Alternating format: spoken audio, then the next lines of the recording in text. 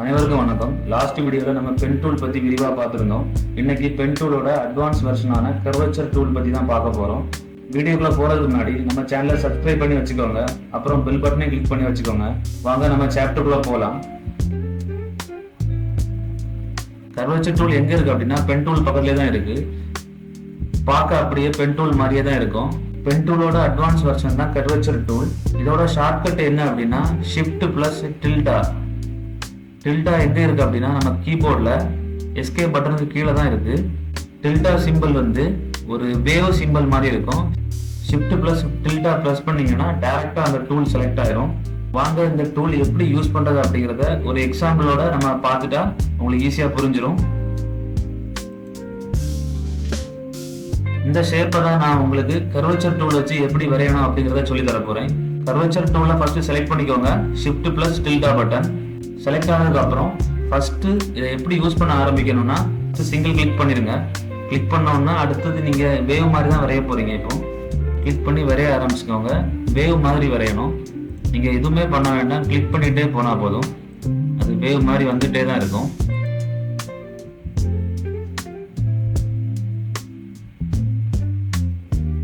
இப்போ இந்த இடத்துல முடிச்சுட்டு டபுள் கிளிக் பண்ணீங்கன்னா இப்படி ஷேப் வந்து க்ளோஸ் ஆயிரும். அதாவது அந்த கர்வ் மாதிரி வர்றது இப்படி டாட்டடா முடிஞ்சிடும். எட்ஜ் வந்து ஷார்ப்பா முடியும். டபுள் கிளிக் பண்ணா எட்ஜ் ஷார்ப்பா முடியும். ஷிஃப்ட் பிரஸ் பண்ணீங்கன்னா ஸ்ட்ரைட்டா வந்துடும். இப்படி டபுள் கிளிக் பண்ணி கொண்டு வாங்க. மறுபடியும் அதில் வச்சு டபுள் கிளிக் பண்ணீங்கன்னா ஷார்ப் ஆயிரும். உங்களுக்கு கிளிக் பண்ண சவுண்ட் கேட்கும்னு நினைக்கிறேன். இப்படி ப்ரெஸ் பண்ணிங்கன்னா தெரியும் உங்களுக்கு என்ன டிஃப்ரென்ஸ்னு. டபுள் கிளிக் பண்ணும்போது ஷார்ப் ஆகும், எட்ஜ் ஷார்ப் ஆகும். மறுபடியும் டபுள் கிளிக் பண்ணும்போது கர்வ் மாதிரி வரும். நமக்கு இந்த எட்ஜ் வந்து ஷார்ப்பாக தான் இருக்கணும். அடுத்த ஷேப் வரைஞ்சிடலாம். ரொம்ப ஈஸியாக இருக்கும். பென் டூல் வந்து நீங்கள் இதெல்லாம் பிடிச்சி ட்ராக் பண்ணி கொண்டு வரணும். இது அந்த அளவுக்கு கஷ்டப்பட தேவையில்லை.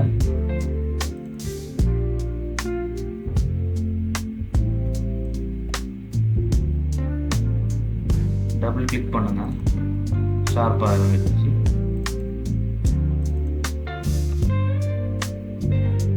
அப்புறம் இன்னொரு ஷேப் வரைஞ்சிக்கோங்க.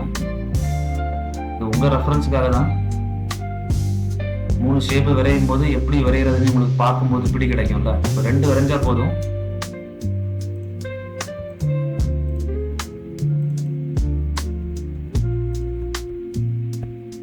கர்வ் மாதிரி வேண்டாம் அப்படின்னா டபுள் கிளிக் பண்ணா போதும். கர்வ் மாதிரி காமிக்குதா, டபுள் கிளிக் பண்ணுங்க போயிடும். அவ்வளோதான்.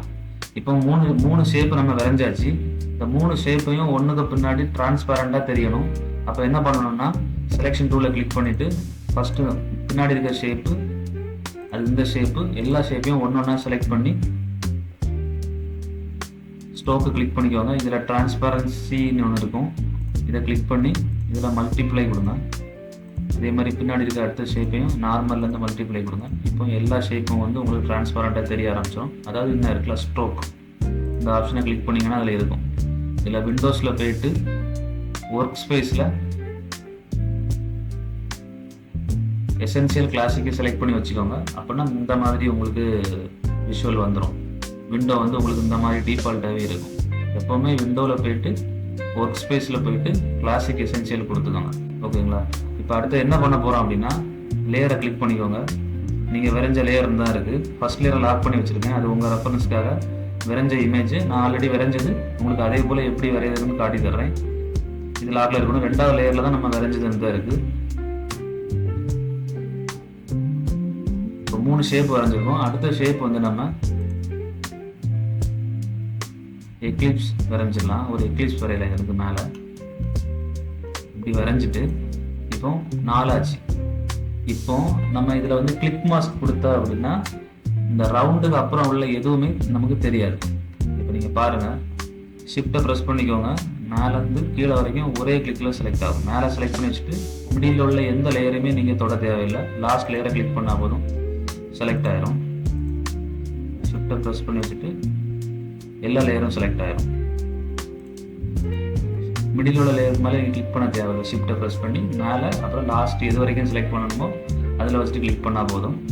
அதுக்கப்புறம் கண்ட்ரோல் கீபோர்டில் Ctrl+7 ப்ரெஸ் பண்ணிங்கன்னா போதும், கிளிக் மாஸ்க் கிரியேட் ஆயிரும். இப்போ உங்களுக்கு இந்த மாதிரி ஒரு ஷேப்பு ஈஸியாக கிடச்சி போச்சு. அதே மாதிரி தான் கொஞ்சம் சைஸ் தான் வித்தியாசமாக இருக்கும். இப்போ ஓரளவுக்கு உங்களுக்கு புரிஞ்சுக்கணும்னு நினைக்கிறேன். இப்போ என்ன ஒரு எக்ஸாம்பிள் நான் உங்களுக்கு காட்டுறேன் எப்படி வரையணும் அப்படிங்கிறத. இது வந்து பேட்மேன் லோகோ நெட்லேருந்து எடுத்த இமேஜ், ஓகேவா? இந்த ஷேப்பை நம்ம எப்படி ஈஸியாக வரைகிறது அப்படிங்கிறத இப்போ காட்டுறேன் பாருங்கள். ஷார்ட்கட்டை யூஸ் பண்ணிக்கோங்க. Shift+tilde கீ ப்ரெஸ் பண்ணியாச்சுன்னா டூல் செலக்ட் ஆயிரும். இப்போ என்ன பண்ணணும் அப்படின்னா Alt பட்டனை ப்ரெஸ் பண்ணியே வச்சுக்கோங்க, ஓகேவா?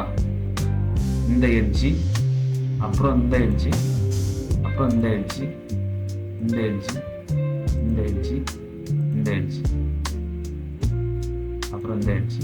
இப்போ நீங்கள் இந்த ஃபில்லை வந்து க்ளோஸ் பண்ணி விட்ருங்க. அந்த ஃபில்லு இல்லாமல் இருந்தால் தான் உங்களுக்கு நீங்கள் எப்படி வரைகிறீங்க அப்படிங்கிறது தெரியும். அதனால் ஃபில்லை எப்போவுமே ஆஃப் பண்ணி வச்சிடணும். ஃபஸ்ட்டு மறுபடியும் Alt ப்ரெஸ் பண்ணுங்கள், இதில் கிளிக் பண்ணுங்கள், இந்த எட்ஜில் கிளிக் பண்ணுங்கள், இந்த எட்ஜில் கிளிக் பண்ணி டபுள் கிளிக் பண்ணிங்கன்னா இப்படி ஷார்ப்பாக முடிஞ்சுதா? இப்போ நீங்கள் பார்க்கறதுக்கு எப்படி இதில் எப்படி வரையுதுன்னு அப்படி யோசிக்கலாம். ரொம்ப ஈஸி. இதில் இந்த இந்த பாயிண்ட்டுக்கும் இந்த பாயிண்ட்டுக்கும் முடியல நீங்கள் எங்கே வேணாலும் பிடிச்சி ட்ராக் பண்ணலாம். பாருங்க எவ்வளோ ஈஸியாக பேட்மேன் லோகோ வரைய முடியுதுன்னு பாருங்கள். இந்த மாதிரி சிம்பிளான லோகோலாம் இது யூஸ் பண்ணி பக்காவாக வரைஞ்சிடலாம். ரொம்ப கஷ்டப்பட தேவையில்லை. பென் டூல் யூஸ் பண்ணுறதா இருந்தால் கொஞ்சம் டிஃபிகல்ட்டாக தான் இருக்கும். கிளிக் பண்ணணும், அல்ட் பட்டனை யூஸ் பண்ணணும், கண்ட்ரோல் பட்டனை யூஸ் பண்ணணும், ஷிஃப்ட் பட்டனை யூஸ் பண்ணணும் அப்படின்னு கொஞ்சம் டிஃபிகல்ட்டி ஃபேஸ் பண்ண மாதிரி இருக்கும் நமக்கு. இது அப்படி இல்லை, சும்மா ட்ராக் பண்ணி இழுத்து போட்டுட்டு போயிட்டே இருக்கலாம். பார்த்தீங்களா, சிம்பிளாக முடிச்சு. Batman logo ready. கிளிக் பண்ணியாச்சு. கலரை ஷோ பண்ணி விடுங்க, பேட்மேன் லோகோ. இப்போ உங்களுக்கு இதில் இந்த எட்ஜி கார்னர் வந்து கரெக்டாக ஃபினிஷ் ஆகலைன்னு நினைக்கிறேன். இதுக்கு நீங்கள் பென் டூலும் யூஸ் பண்ணிக்கலாம், இதுவும் யூஸ் பண்ணிக்கலாம். பென் டூல் யூஸ் பண்ணுறதா இருந்தால் அல்ட்டா ப்ரெஸ் பண்ணி இப்படி கிளிக் பண்ணால் போதும், அவ்வளோதான். பேட்மேன் லோகோ ரெடி ஆகிடுச்சா? அவ்வளோதான் இந்த கர்வேச்சர் டூல். ரொம்ப ஈஸி, ரொம்ப நல்லா புரிஞ்சிருக்குன்னு நினைக்கிறேன். இன்னொரு காணொலியில் சந்திப்போம். நன்றி, வணக்கம். நம்ம சேனலை சப்ஸ்கிரைப் பண்ணி வைங்க. இதே மாதிரி கண்டினியூவாக வீடியோ போட்டுகிட்டே இருப்பேன். உங்கள் ஆதரவு தேவை. சப்ஸ்கிரைப் பண்ணி வைங்க. நன்றி, வணக்கம்.